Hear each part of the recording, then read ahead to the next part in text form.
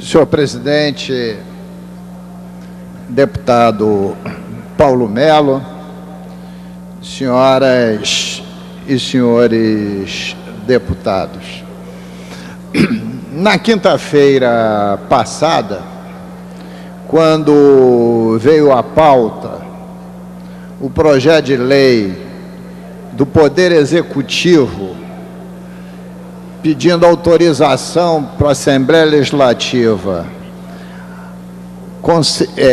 fazer com que ele tome um empréstimo de 48 milhões de dólares para a organização territorial da região metropolitana, entre outros fatos, onde incluímos algumas emendas. A principal delas foi que no texto, parte desse recurso, aliás, parte ínfima, fosse para financiar o plano diretor da região metropolitana. Na hora da votação do destaque, pedi verificação de quórum e o quórum caiu. E na quinta-feira passada, comuniquei que hoje, novamente, eu ia pedir verificação de quórum no mesmo destaque e que o quórum ia cair novamente. Por que teria eu tanta certeza?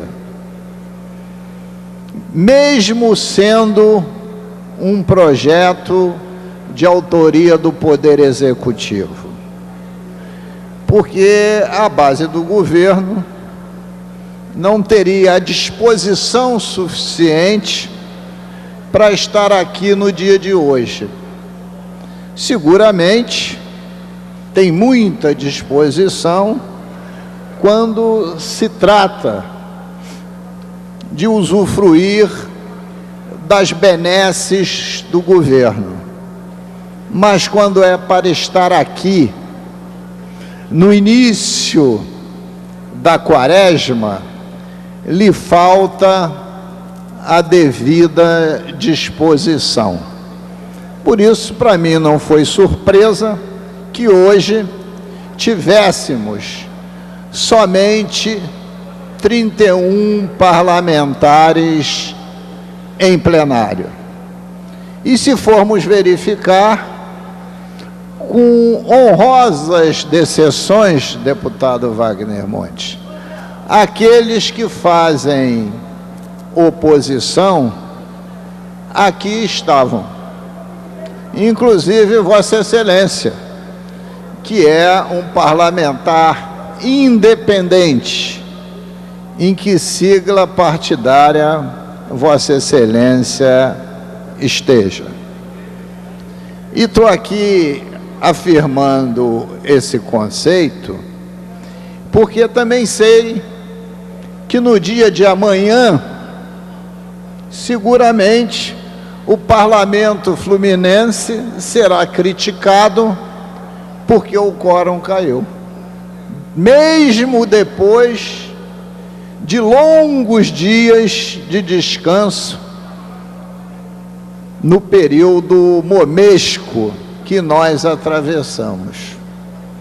E isto, de fato, é uma lástima, porque hoje era para o quórum aqui ser de 70 parlamentares, e não apenas de 31, até porque alguns aqui estiveram às 14h30, registraram inclusive a presença, mas era muito trabalhoso ficar aqui até às 16h30, era muito desgastante, muito penoso, e se retiraram do plenário, cansados de tantos dias de descanso.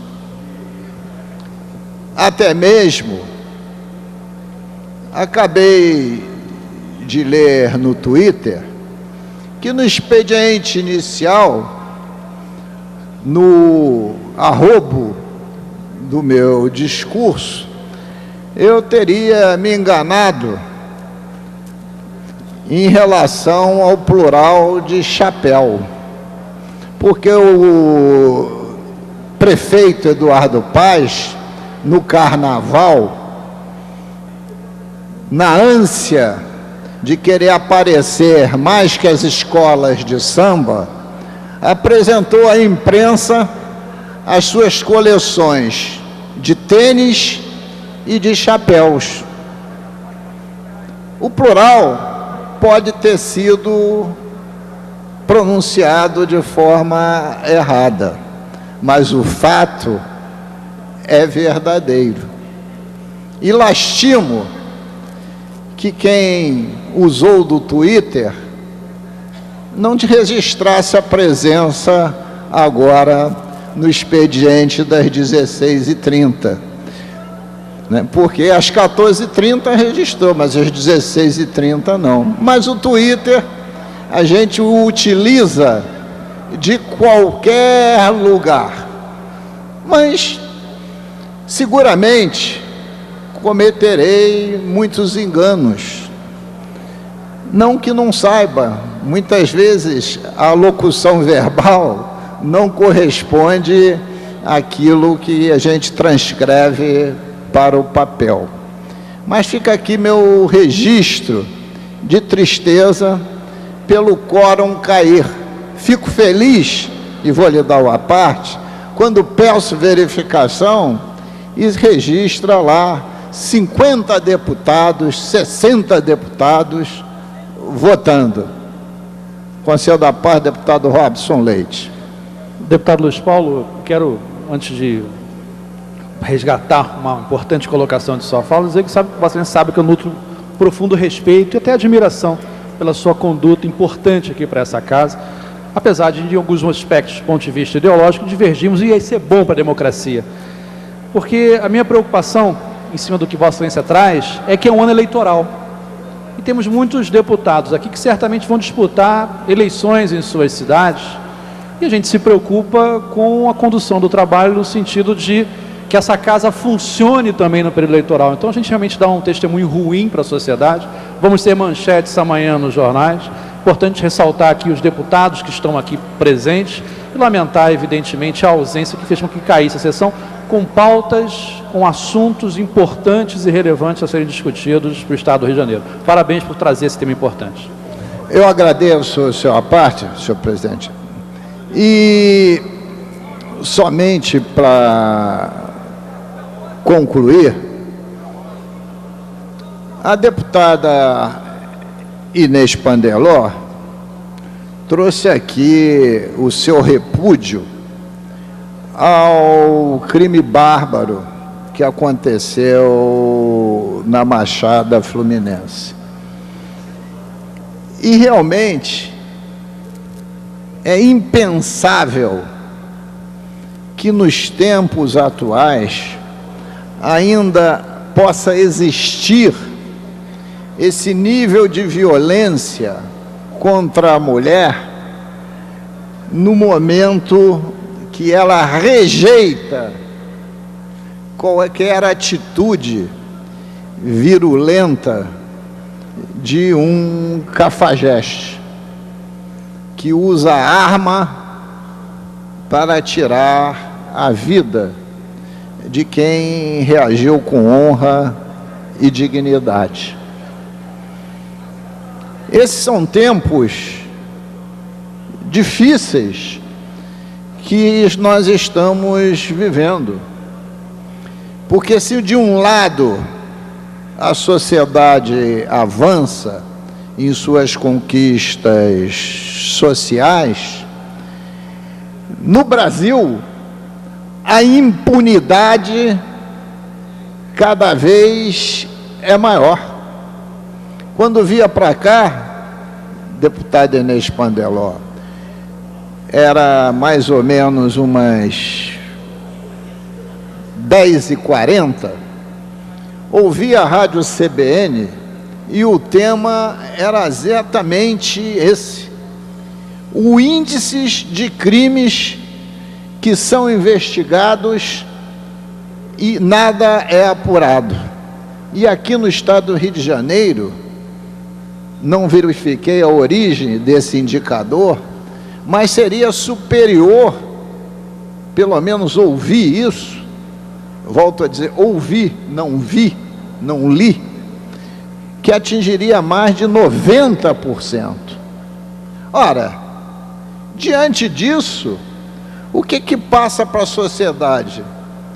Que todo mundo tem direito a cometer um crime, porque nada acontecerá. Isto chega a ser um absurdo que tem que ter uma alteração de rumo. Por isso que a violência não diminui. Como é que alguém mata alguém e não sofre muito rapidamente as consequências? Acabamos de ver, anos e anos depois, o julgamento de um outro crime, do Lindenberg, para não se confundir. Ainda há pouco estava aqui no plenário, porque prenderam o Pezão, que é outro, é um bandido, não tem nada a ver com o vice-governador. Condenaram o Lindenberg, que não tem nada a ver com o senador. E por aí vai. Questão de homônimos, pelo menos sonoros, né?